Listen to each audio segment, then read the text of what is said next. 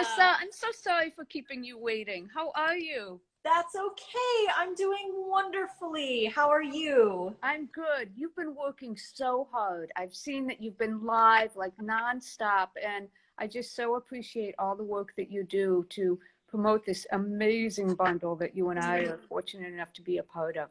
Yes, yes. Thank you so much. And thank you for being part because I feel like I'm so glad that you're part of it because mental health is such an important thing that I feel like a lot of people miss because we're so focused on the diet. We're Right. so focused on what we eat, but we're not really that focused on our mental health. That's right. Mindset and sleep and all that stuff is good, but what about how we view food and how we interact with food and what we believe about food is so valuable and so important. And everyone, you can buy the bundle. Sarah's book, Orthorexia, is in the bundle. So it's a great resource. But I wanted to ask you a little bit about your background, what you do, what you help people with. I want to learn a little bit more about you. Okay, sounds good. So I'm a psychotherapist and wellness coach. I've been in private practice for over 30 years, and I work with people on a whole range of issues, including addictions and food issues, but also depression. I work a lot with couples, and I'm interested in helping people to identify the ways in which they want to achieve both emotional and physical wellness. I integrate the two things. And I'm quite passionate personally about health and wellness. I've been on this path for quite a while. It's actually been 32 years that I've been sugar and flour free and really put a lot of emphasis and energy into making sure that I'm maintaining a healthy lifestyle. And I've seen in my practice that a lot of people just need some education and some support. And in terms of relationship with food, we live in a complicated culture around food. There's such an abundance of so much. And I think a lot of people get bombarded with information and counter information. So again, as a wellness coach and a psychotherapist, I try to merge all of my interests into one and help people to live better quality lives. Mm-hmm. Oh, that's wonderful. Thank you for the work you do. What would you say is probably one of the biggest challenges that people have when it comes to their mental health and the food that they eat? I think that one of the biggest challenges that they have is trying to identify the difference between emotional and physical hunger.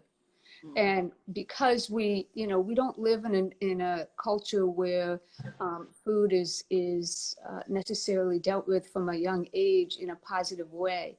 There's an abundance of it, and I think people get confused between, am I feeling like I'm emotionally hungry for something, or is my body telling me that I'm physically hungry?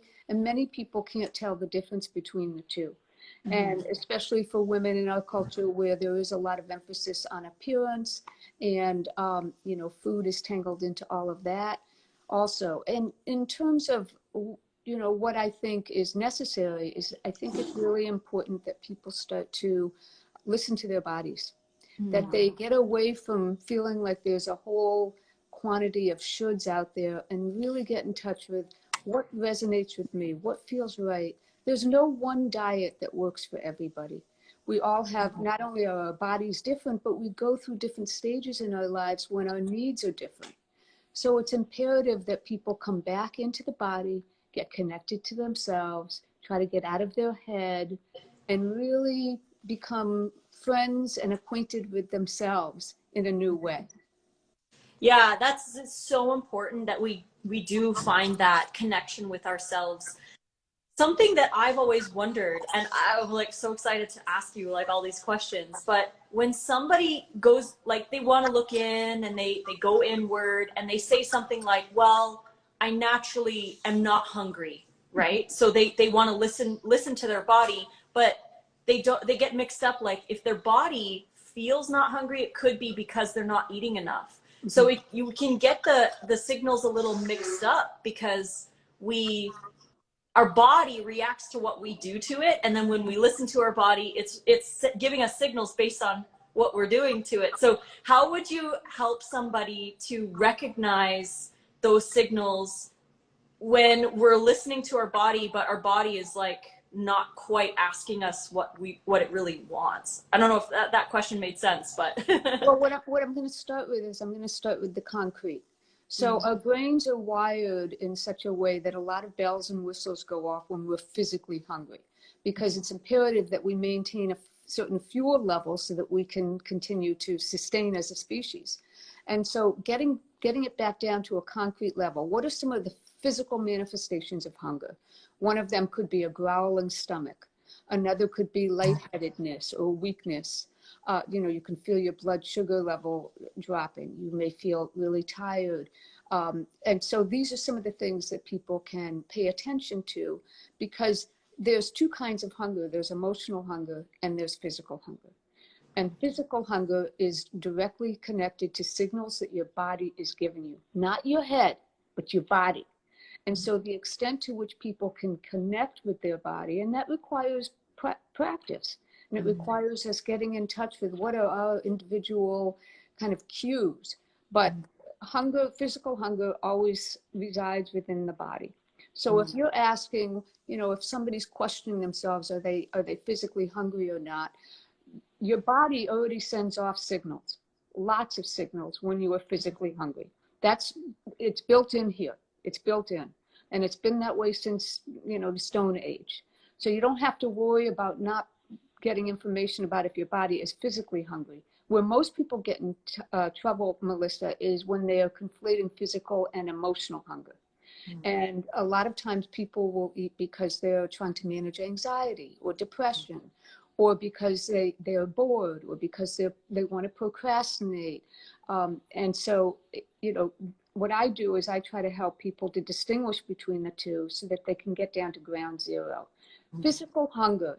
When you are physically hungry and you eat food, your body just says, it just feels really good. It's kind of like analogous to when you are really thirsty and you're able to obtain a glass of water, or when you're really exhausted and you're able to lie down, or when you're really freezing and you get into a nice warm tub.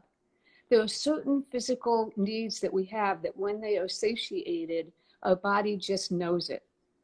So I don't know if that answers your question.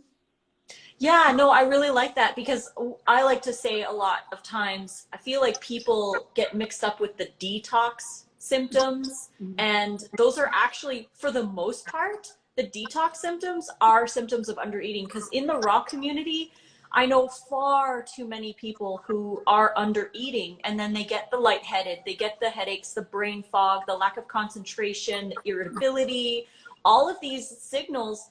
But it's just, like exactly like you said, it's the body saying, hey, I need fuel, and I'm going to send all these signals to you. But then people brush it under the rug as detox. They're like, oh, you're just detoxing. But in reality, they need more fuel. And I really try to get that message out, to eat and to nourish your body, because people are just brushing these signals under the rug. Right. And if you're really physically hungry, detox is something different. The symptoms of detoxifying are things like a headache and feeling really sluggish. You literally are trying to release the things, and in that process, you can feel lousy. But physical hunger is something different, and it's really dangerous for people to undereat. It's very dangerous for people to undereat. And I know that a lot of people who are following a raw food way of eating, they may not realize just how much quantity one has to consume. And so it's what I encourage people to do is, regardless of what kind of way they want to eat, I want them to ask themselves, what is my motivation here? Is it because I genuinely feel better when I eat a certain way? Or is it because I think that I should be eating that way? And if it's coming from your body, and your body saying, wow, because we know the more we get in touch with our body, the more the information that we get is. And the information from our body is accurate. It's our head that distorts it, that changes it, that alters it, that adds the stories to it. But our body is magical. And the information that we get from our body is absolutely true. So again, my work is to try to get people back into their body and listen to their barometer. And I think that women especially, I think, have a really hard time trusting their gut. And I believe that women are extremely intuitive. And the more that they can trust their gut and use that as their barometer and their compass, their health will just be thriving. I love that. I love that. We had a great question in the chat. Watermelon Lime is asking, any general tips on social phobias and agoraphobia in relation to diet and all that kind of stuff? Well, when people have social phobia, when they come to me, they usually describe it in a way that's anxiety, that they feel very anxious in social situations. And if that's the case, then I might pivot to something one way. Agoraphobia can be something different. But if somebody is feeling like they are getting confused between around their social interactions and how food tangles up in that, food is intended to be something that people enjoy together. And if somebody's feeling like eating with other people makes them feel anxious, then I work with them on how to ease into it. So it might start where they plan ahead about what they're going to have so that it reduces the anxiety and they feel like they have more control. Or it could be that they eat a little bit before they go so that they're not famished. Because when we get over hungry, we tend to eat in a way that sometimes isn't healthy. We may consume the foods we don't want to be eating, or we may be eating too quickly, which is not good for the digestive system. So if somebody is, again, getting back to the viewer's question, what I would say is I would say that they could work with somebody, or they could explore within themselves what seems to prompt the anxiety. What are some things that they can do to manage their anxiety level? I do a lot of work with people around anxiety because it's so prevalent, and it's also something that people don't necessarily know that they can do with, like, how to manage it so that they don't have to live that way.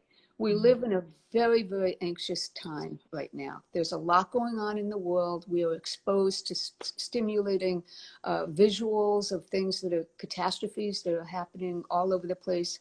And I think that some people are more sensitive to that than others, and they carry it in their body more than others. And so I encourage people always to learn, how can you manage and calm your body yourself? How can you do that? Because regardless of if somebody's agoraphobic or whatever or they have social anxiety, we all experience anxiety. We all do. And the extent to which we can self-moderate, that we can self-soothe, that's going to benefit us regardless. Because what happens is the brain fires off danger, danger, danger, way too much, way too much. We're wired so that it's supposed to go off when we're literally being chased by that tiger.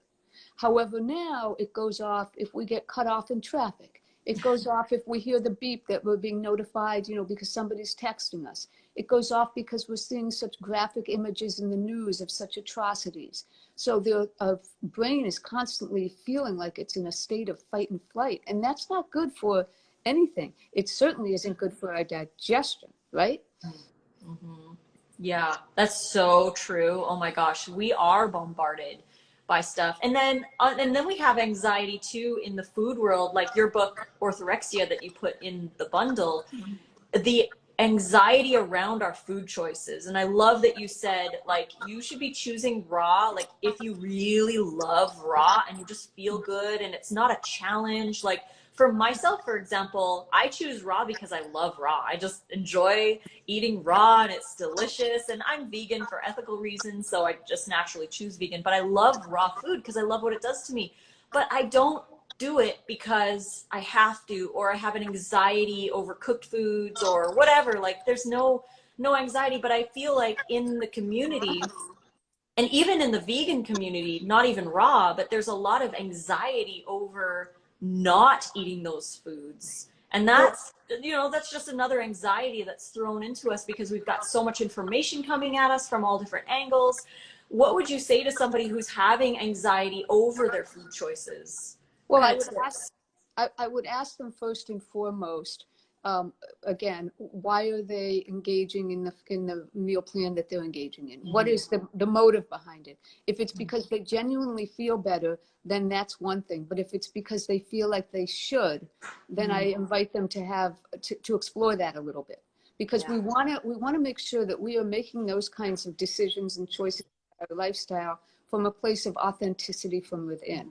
Mm-hmm. I also do a lot of cognitive behavioral therapy where I help people to change the thoughts. So an example where I would use this would be, rather than saying to yourself, I have to practice self-control, another option would be, I'm practicing self-care, self-care.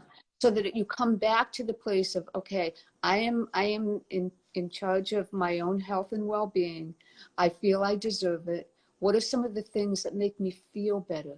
What are some of the things, the foods that really help me to feel calm, energized, feel good, feel as though I'm nourishing myself, like I have vitality? What are those foods? And that can take a while to identify that. Even in the raw food community, there are certain foods that are going to work better in your body than others. So eliminating the word should, I encourage everybody to do that as much as possible, and replace it with the word could.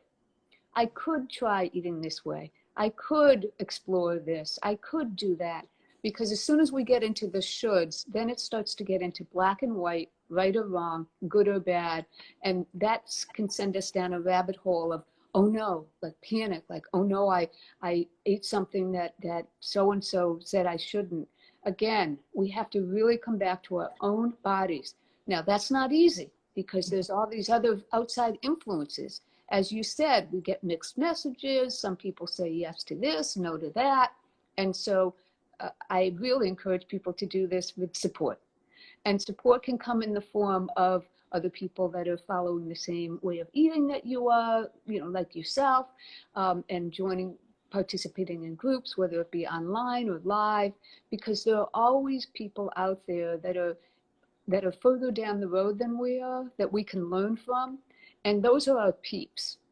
So again, if somebody is starting a raw food regimen because they are trying to lose weight, I don't feel like that is the best motive. I think the best motive is something else that came from within, as opposed to feeling as though they have to punish themselves, that they've been, that's never really a good incentive. It doesn't last for long. And another way of visualizing this is, if you feel like you have to crack the whip on yourself to get yourself to maintain a certain lifestyle, then I really urge people to evaluate, where is that lifestyle choice coming from? Is it coming from within, or is it something that you read somewhere, or something that your partner's doing so you feel like you need to? Really, where is that coming from?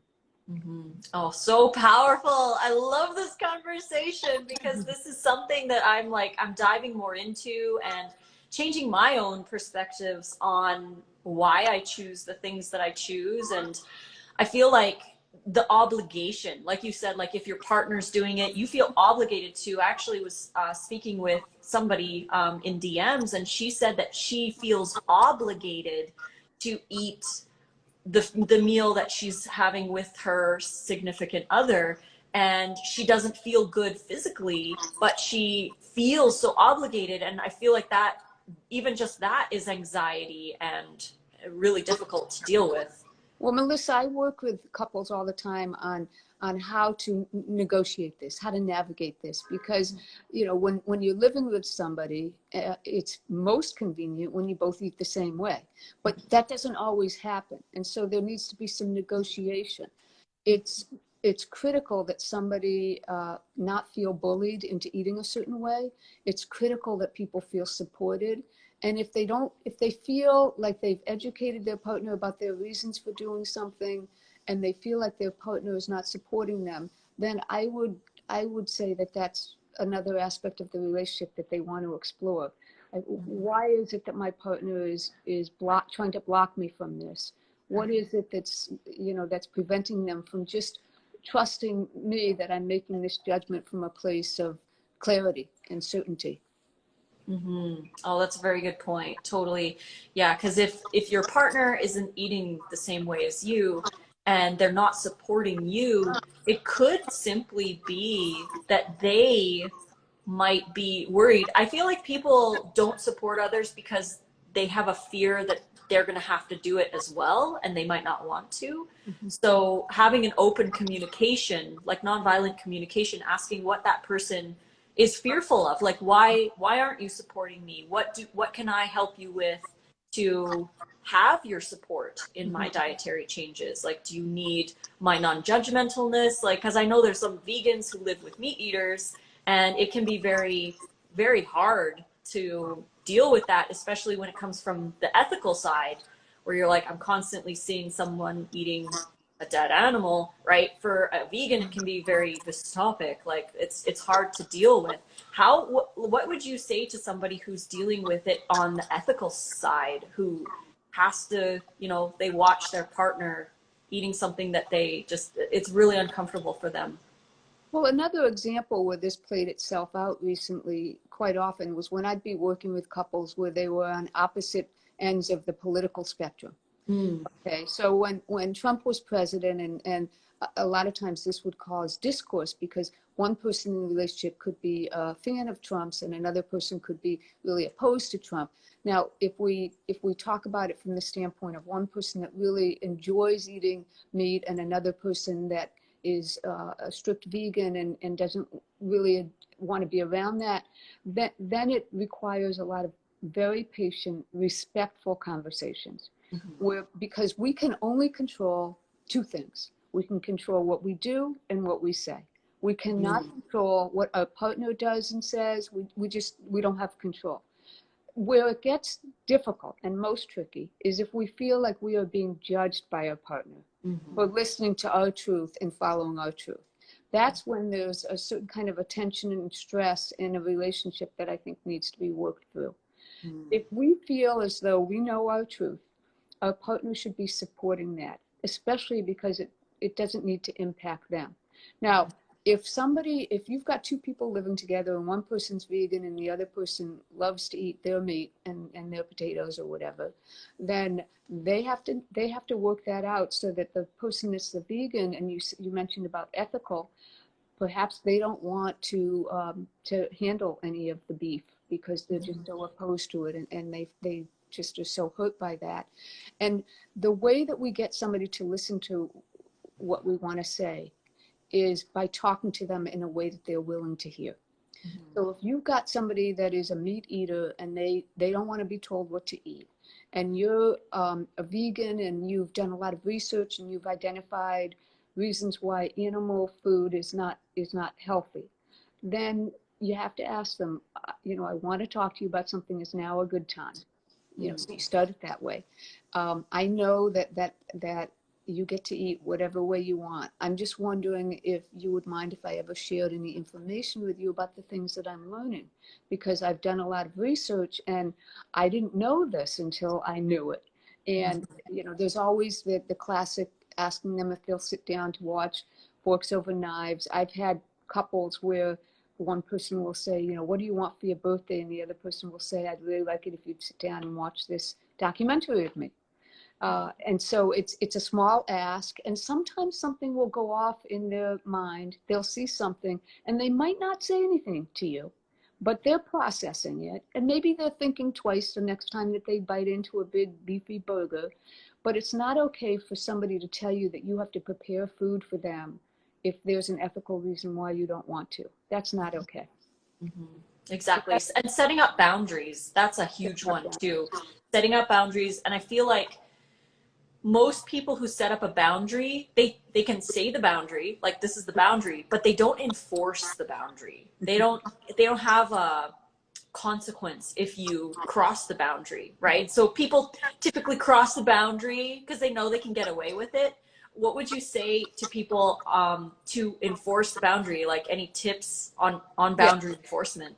Yes, one thing I think is critically important is that that we are clear about what it is that we're doing and that we are giving consistent messages. So, for example, if I'm working with somebody that's a compulsive overeater and they're trying to get their partner to remove certain foods from the house that they tend to binge on, okay, they may be sending mixed messages to their partner. They may be saying at one point, please don't bring any ice cream into the house. And then before you know it, a week later, they could say, it's really hot out. Do you want to go get an ice cream? And so I think that it's imperative that you are consistent yourself. And in terms of maintaining the boundaries, if you know that it's your truth, then you're going to exude that. If it's your truth, so for example, you wouldn't eat an animal product no matter what, right? Because it's just not who you are. It's like you wouldn't eat rat poison. You wouldn't eat rat poison because it's just not something that you're willing to put into your body.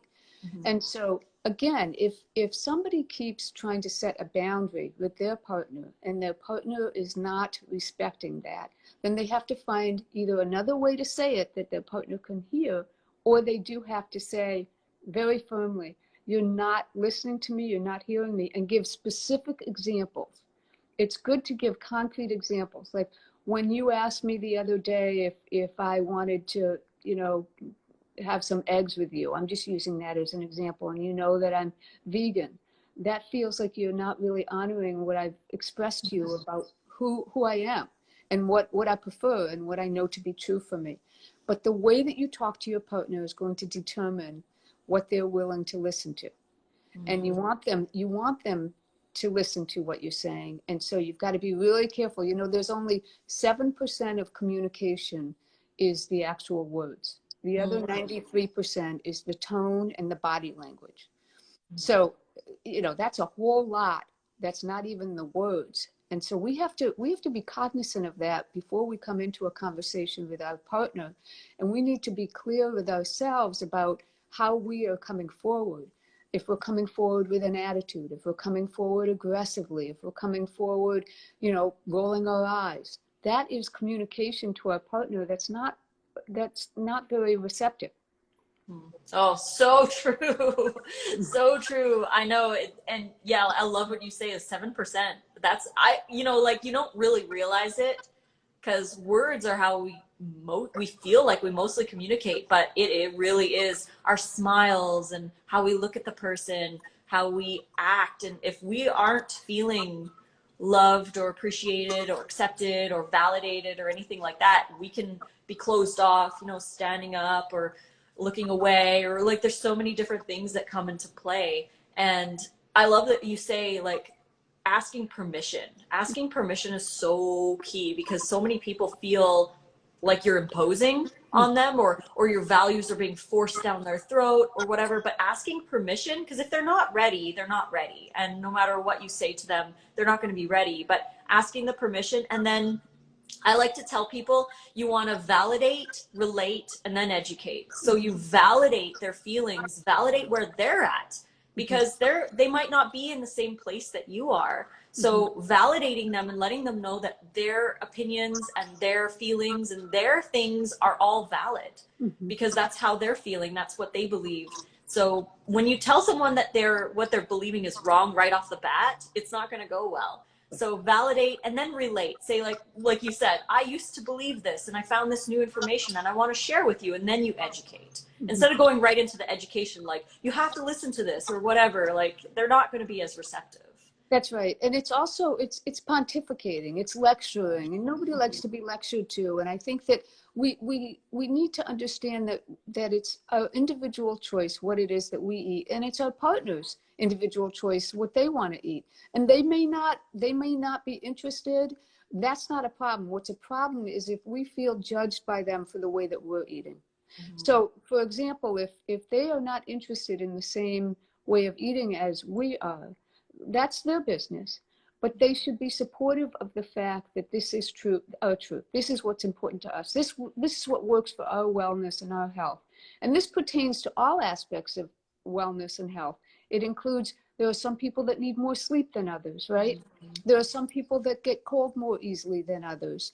There are some people who need to eat more frequently than others. So when we get in touch with our body and we understand how we work in terms of what we want to eat, when we want to eat, how much we want to eat. Now, this is a slippery slope, though, because what you brought up before about people under eating and not necessarily knowing how much to eat. Again, this is where the mind and the body can really interfere with one another.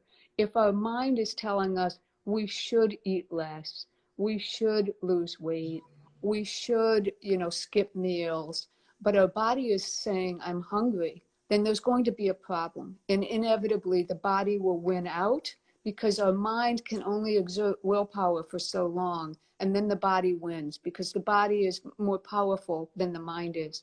And so again, you know, I would encourage people to come back to their body, to work with somebody, to learn ways that they can really, really pause and come into themselves, whether it be through yoga or meditation, that kind of thing, and really get to know their own bodies, because these are amazing miracle systems, amazing miracle systems. And food is one of the greatest joys in life. And it's so unfortunate when it becomes this source of agony for people, either because they feel like they are addicted to it, or they feel like, you know, that they don't know how to do it right. And we get bombarded with so many messages, and there's so many different fad diets. And everybody's body is different. I mean, I know that for me, there have been times when I've had to eat more or less. There are times when certain vegetables are easier for me to digest than at other times, depending on, you know, where I'm at in my life. And that I try to accommodate that. And the other thing is, Melissa, and I haven't really said this, but I think it's important not to try to do this in isolation. And so the extent to which, because if we are in our head, making up stories in our head, then God knows how many chapters we can be creating, right? I mean, God knows. And so the extent to which we can seek out people that we trust, that we feel safe with, and use them sometimes as just a source of releasing that information, the keeper of that information, whether it's that, you know, I'm skipping meals and I'm feeling over hungry, or I feel really scared about touching anything that's cooked food. I mean, when people start talking about fear, then that's a very different impulse than when they feel like they just feel calmer and better when they eat a certain way. So paying attention to, is it being driven by fear, or is it being driven by your truth? Oh man, I love this conversation. Seriously, it's so good. This is the kind of stuff I live for. We have a question. Do you have any ideas on how to reduce stress? So if someone has stress or anxiety, what are some things that they can do instead of defaulting to, you know, the current habits, the things that they do? Well, I love this question because it's proactive, right? And so the extent to which we can identify what are some of the activities that we engage in that help us calm ourselves. When we have that mental list in our minds, then we can pivot to something other than obsessing about food or beating ourselves up, or, you know, consuming things that we don't want to be consuming, or whatever the case may be. And so having a check-in with oneself about what are some of the things that typically I find that when I engage in this activity, it helps to calm me. So a personal favorite of mine, when I'm stressed out and I start working on a jigsaw puzzle, I just feel like my mind just starts to settle down, and I can feel my whole body get into a calmer state. Now that doesn't work for everybody, of course. We all have different things. For some people it could be, you know, coloring in an adult coloring book. For other people it could be getting out in nature. For other people it could be connecting with loved ones. For other people it could be journaling. For other people it could be taking a hot bath. For other people it could be, you know, identifying certain scents and smells that make them feel calm, you know, and bringing in some aromatherapy. For other people it could be body work. And so really just, there's so many things that we can do to send our body signals of calm and peace and all is well, but they differ from person to person. Yeah. For some people, it's listening to classical music. For other people, they may feel relaxed when they're listening to heavy metal. It's not me, but you know, there's somebody out there probably. Yeah, totally. I agree. And I feel like we're not taught this at a young age. We're not taught how to deal with our stresses. And we know there's all kinds of things that we can do, but we default to, like you had mentioned in the beginning, we link like trauma with food. Like, for example, I remember when I was little, if I would trip or hurt my knee on the sidewalk or something, my parents would take me for ice cream. So I would link like praise and or it's okay with food, and then that becomes the tie that we bring into later in life. But we don't have a tie like most people, I would say. At least I didn't have the tie of like, if I fell and scraped my knee, we would go into a meditation. Like, that's just not in our society, that at least in these generations. Hopefully in the next generations we can teach our children how to deal with it. So yeah, it's a very, very good point, and everyone is different. Do you have any tips for people who might be teetering on the orthorexia side of things? Because again, I know in the raw community, we do these things because we feel, like you said, like we should do them. So anyone, how do you know if you're orthorexic or not? Because I feel sometimes shamed for choosing healthy foods. Like, oh, you eat so healthy, you must have disordered eating or something. But it's like, how do you know the difference? Melissa, how did that ever happen? How did it ever happen that people who are eating well and living a healthy lifestyle have been ostracized? I mean, it's insane. And, you know, I don't know if it's the case in other cultures or not, but it certainly is in our culture. And I think so. So your question was, and it occurred to me, Melissa, that not everybody that's listening might know what orthorexia is. Yeah. So I just want to quickly say that orthorexia is when somebody takes, it's not in the DSM-5, it's not categorized that way, but it's considered a kind of an eating disorder when somebody takes clean eating to an extreme, and it becomes something that is a big source of stress and pain and isolation for them, as opposed to something that they're doing to enhance their health. So I just wanted to put that out there. Thank you. You're more than welcome. And so some signs that you may be teetering on something dangerous. I think that if you start to refrain from things that used to interest you because you're afraid that it will prevent you from eating the way that you need to eat, I think that that's one thing. I think another thing is that if your weight really fluctuates and you lose a lot of weight, I think that that's dangerous, and that needs to be monitored by a professional. I also think that if you find yourself being secretive, because when we're secretive, it suggests that we feel as though if people knew, then maybe we wouldn't be able to do it, or we'd have to be held accountable.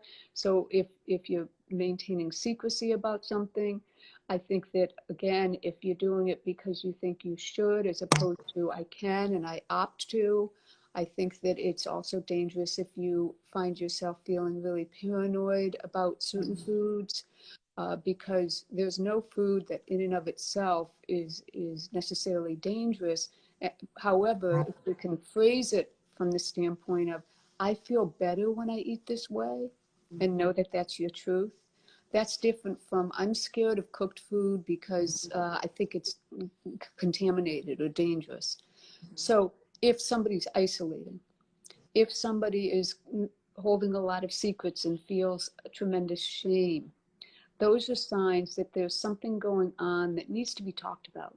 And at the very least, you can seek out a close confidant or a friend, somebody that you can just say it to, so that it's not all secret, and you know, the expression, you only as sick as your secrets. And so just being transparent with somebody about that and starting to explore, is this something that I maybe am losing a little bit of control around? Is this something that my mind is taking me down a path that isn't healthy and isn't well? If you disengage from relationships with people because you're afraid of eating a certain way in front of them, or that kind of thing, or if you get to the point where your need for control is so severe that you limit yourself from other opportunities, I think that that's just something that needs to be explored, at least with another human being. It could be a professional, it could be a close confidant. I don't know if that answers your question, but those are some of the signs to look for. Yeah, it's really important, again, because again, in this community, there are so many people who I feel might be struggling silently, but they might not even realize it, because to them, it's like, they're so hardcore about certain things, and they might not realize that they're coming at it from that perspective. How would a person deal with somebody else, like maybe a close friend or family member who is showing signs like that? How would somebody approach them in a loving way to say like, hey, I think something's going on, like, can we talk? What are some things that you could say to somebody who might be going through that? It's such a touchy one. It is touchy because you don't want to invade their privacy, but you also want them to know that you're concerned, and you also want to give them an opportunity to maybe open up a little bit. I think that it can start by saying, how are you doing? You know, how are you feeling in general?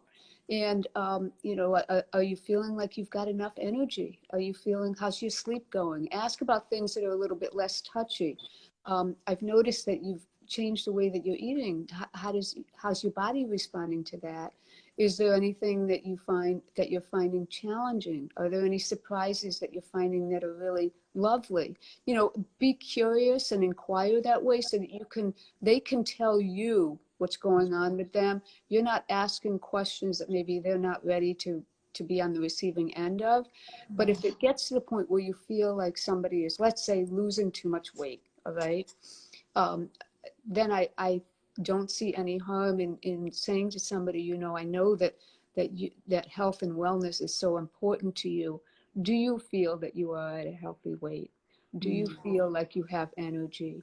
And ask them, and again, even if they don't engage in the conversation right then, it will plant the seed in them that somebody else is noticing, because so often we have no idea how we look, right? We look in the mirror and we see something usually very different than what other people see. And weight loss, you know, can happen slowly, and yet somebody else can see it more clearly than we can necessarily feel it within ourselves. The other thing is that some people, Melissa, feel like they feel really clean inside when their stomach is empty. That's when I would encourage people to come back to, is your body giving you signals of physical hunger? Because you don't want to override those signals, because it will backfire big time. 50% of people who, you know, who undereat go on to developing a binge eating disorder.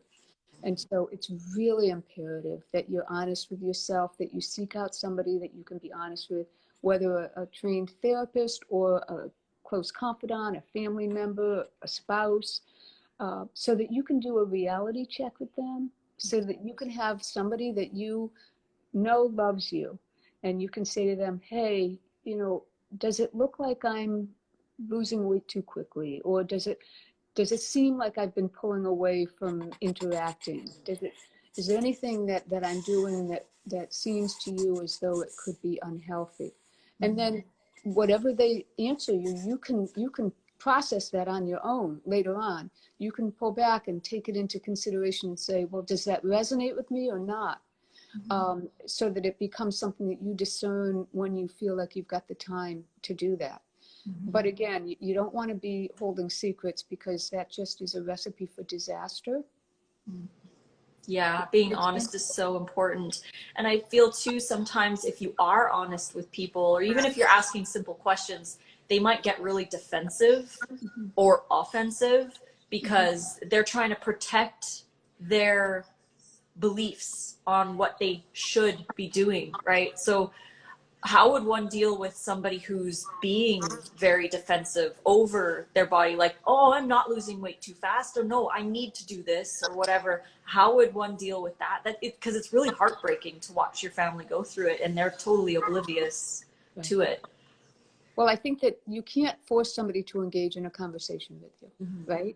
And that goes back to what I said before about, if we really want somebody to listen to what we're saying, we have to talk to them in a way that they're willing to hear.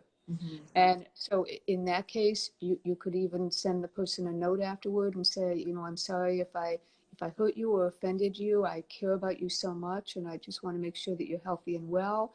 You know, I'm here if you want to talk at any point. But not being aggressive in it, because you can't force somebody. Again, Melissa, you can't control somebody else's behavior. You just can't. What you can do is you can inspire them. You can inspire them, and hopefully, you know, the people who are who are healthy eaters are inspiring their loved ones because they just look more vibrant and they get sick less often, and they just feel like they've got a lot more energy to enjoy the things that they want to do in life. Mm-hmm. Oh, beautiful, beautiful.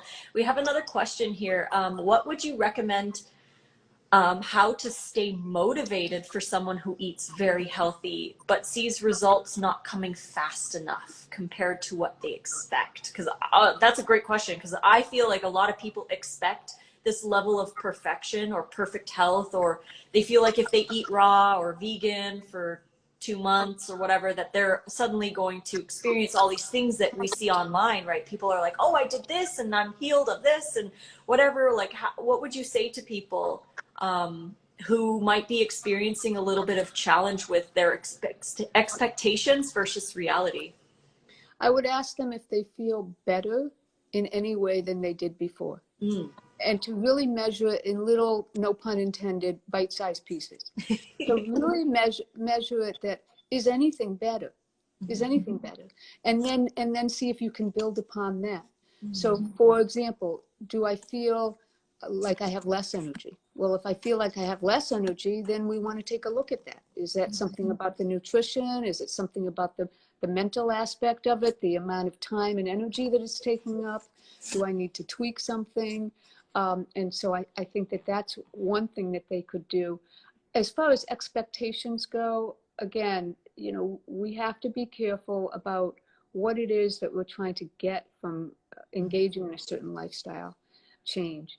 If it's that we genuinely feel from within that this is something that we're being drawn to for positive reasons, then we have to trust that it's exactly what we're meant to be doing.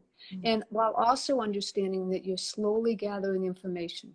So when you embark on a new way of eating, all right, there's a lot of new information that's coming into you. You're determining how much you need to eat, how often you need to eat, what foods satiate you more than others, you know, those kinds of things. And really allowing yourself to conduct an experiment. That this is an experiment, that you've never eaten this way before. You're trying something different, and you're gathering information as you go through the process. And the goal is to feel better, not to feel perfect.